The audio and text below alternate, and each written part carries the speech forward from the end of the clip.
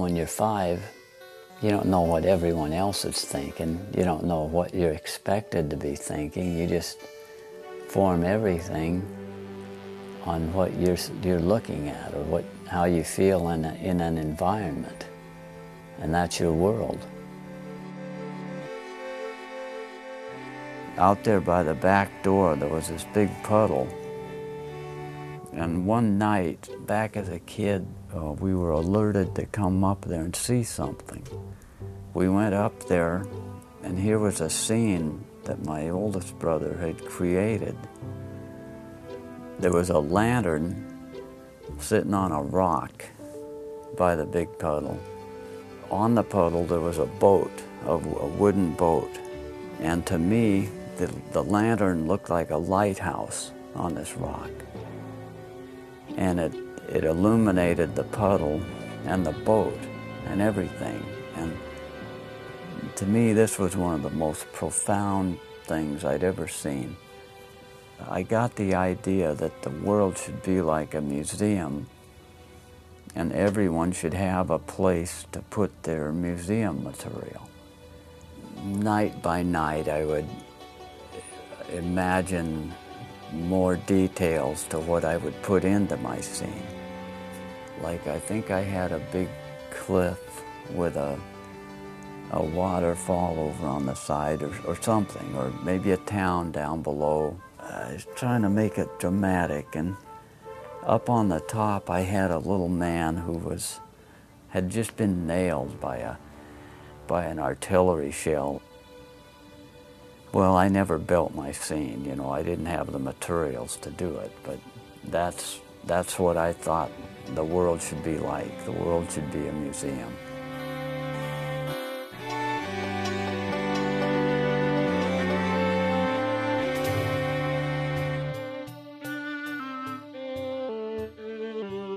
Prometheus was some guy in Greek mythology who would, I think he made the first people. It was sort of like Adam and Eve. He took some clay, he made people out of clay and breathed life into them somehow. So in the story, there was this garden where the clay in the earth is alive. So all you have to do is make a figure out of it, and it'll come to life, and then it can, once it's alive, it can create more people.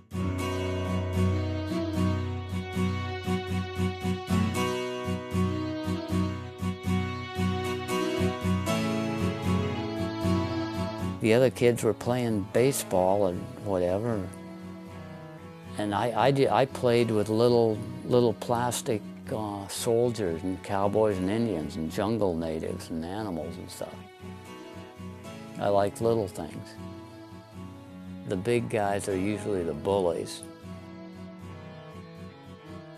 Well, when you figure it out, the little guys, if they like little pixies and fairies or little woodsy brownie type figures, when the big guys go after them, they're gone.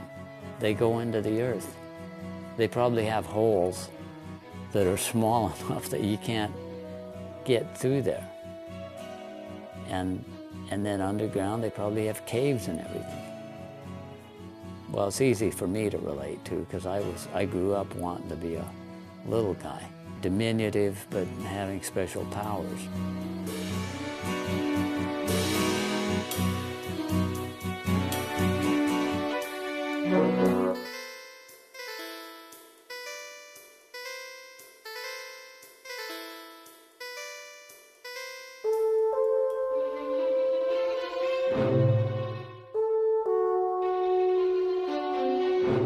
I knew this medical student at Venice Beach. He was making himself into a natural muscle man, and this guy was phenomenal.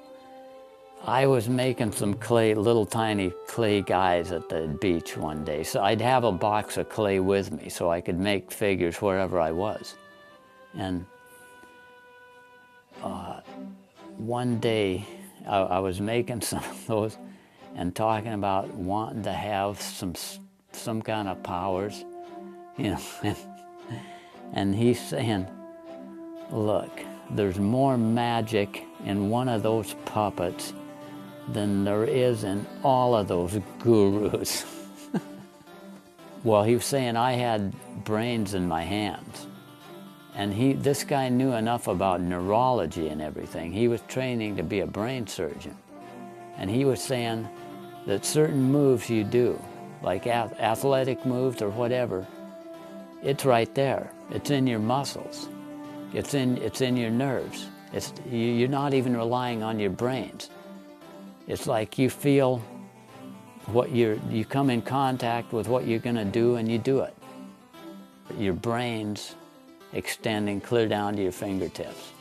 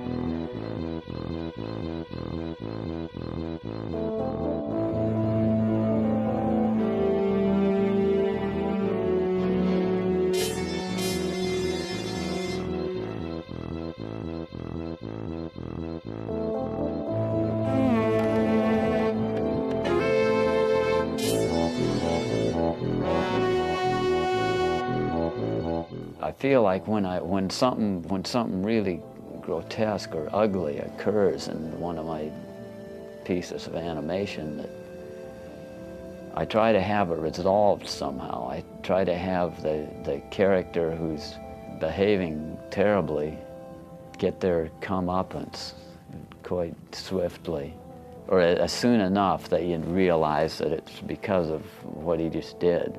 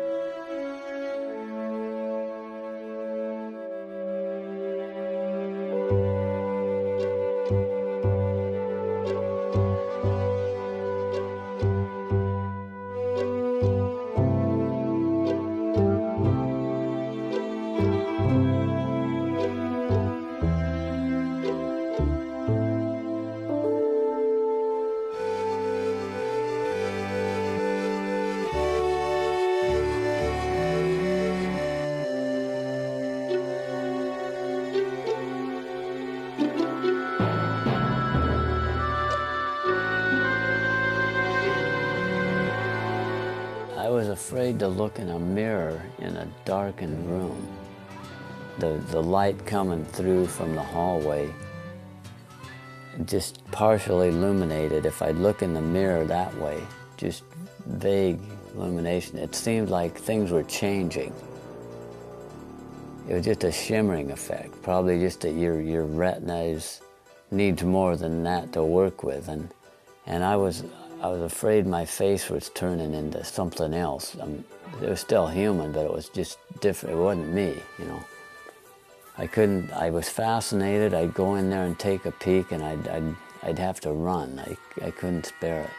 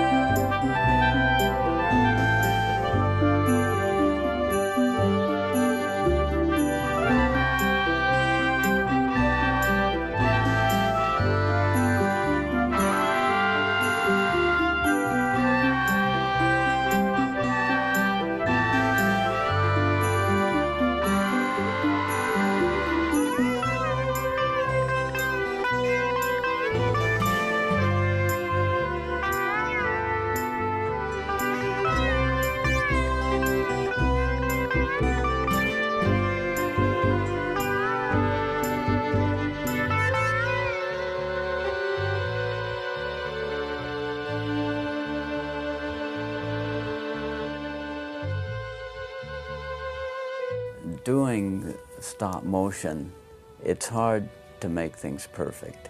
With the use of frame grabbers and whatnot, which I've never used, I've never had that technology. Using that, you probably could make something look virtually flawless. But part of the charm of stop motion is the fact that there are all these little bits of imprecision in the movement. Subliminally or subconsciously, that lets the viewer know that someone has been there, that someone made that happen every frame of the way. Whether it hits you this way consciously or not, what you're looking at is concentrated energy. Every nuance of the thing means someone had to make it that way. That's, I think, a large amount of why animation has its appeal, and stop motion animation, because it doesn't look real, and it probably shouldn't look real.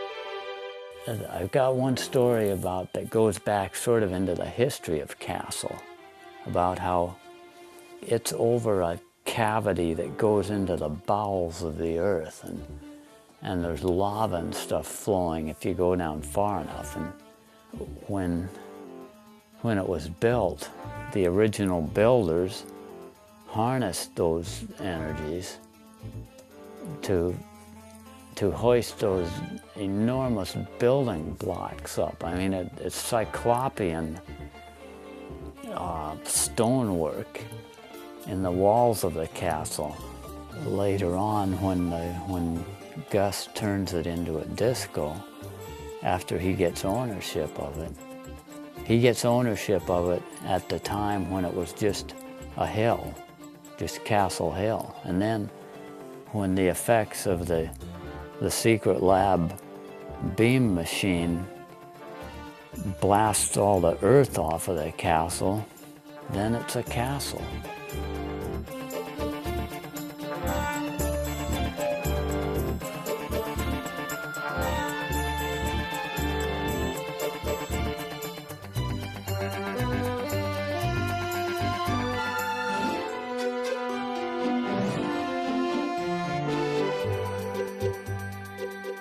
Oh, it was a spur group from the people who conquered Mexico, perhaps. They went north And maybe I think they ran afoul with Sir Francis Drake.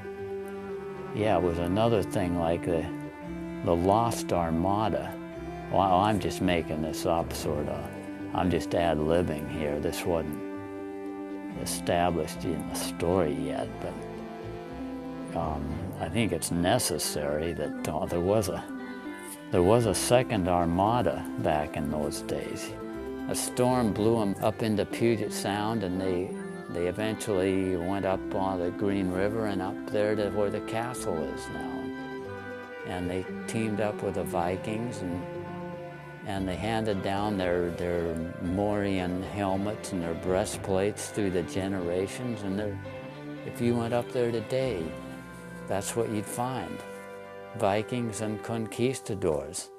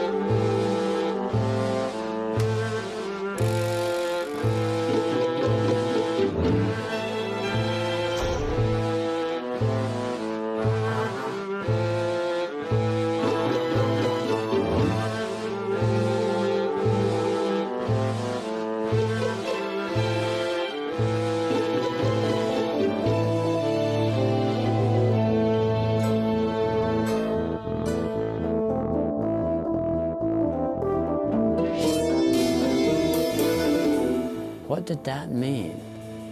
Why are those characters doing that? Basically, I just set the characters out there and let them play out their own roles, which are dictated by their moods. One guy was telling me that scene really fucked me up, because there'd be one thing going on over here, and before that's done going on, there'd be something else going on over here that would take my attention. And I said, that's why I did it that way. I wanted to create that kind of tension. And some don't like it. They have to walk away. They can't absorb that much. And they get bewildered by it. I've seen people walk out on my stuff, and that's fine. I mean, they don't have to look at it.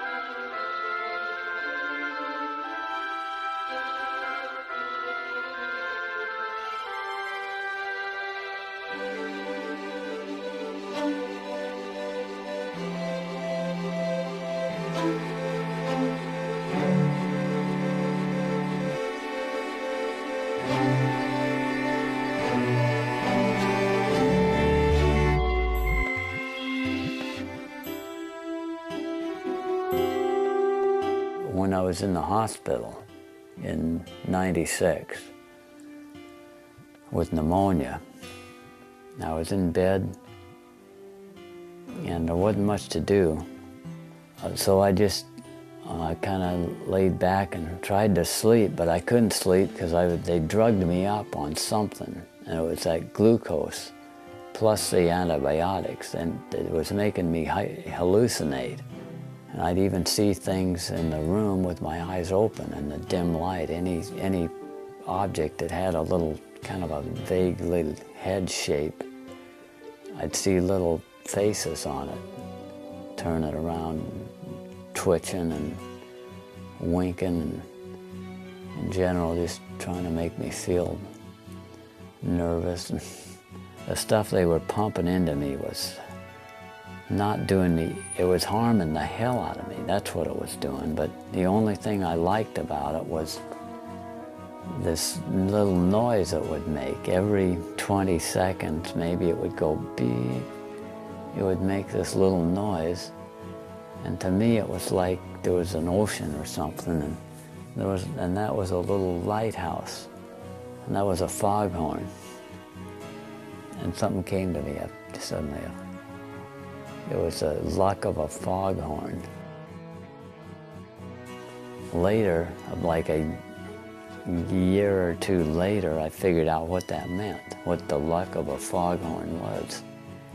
It was that when this guy gets on the magic swing, if you get swinging fast enough and go clear around on the swing, not just back and forth, each time you go around, you can see across the ocean you can see it into a different age.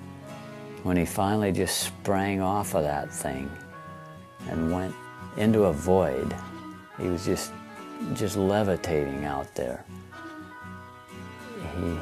He heard the foghorn,